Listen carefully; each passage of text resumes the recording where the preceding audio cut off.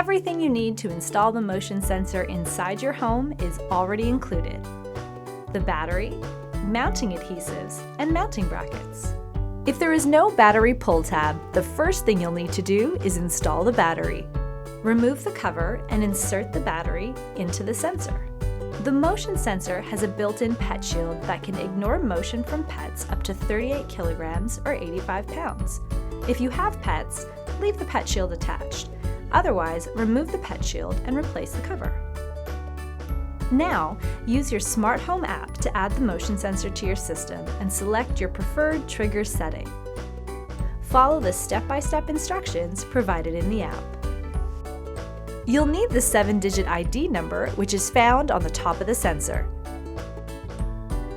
The motion sensor comes with 2 mount options, for flat wall or corner.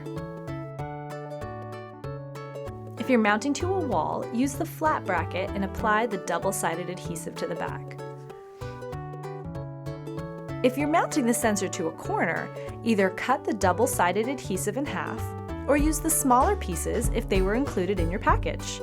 Attach the bracket to the wall, ensuring that the arrow is pointing up. Install the sensor by aligning with the bracket and sliding up until it clicks, and your installation is complete.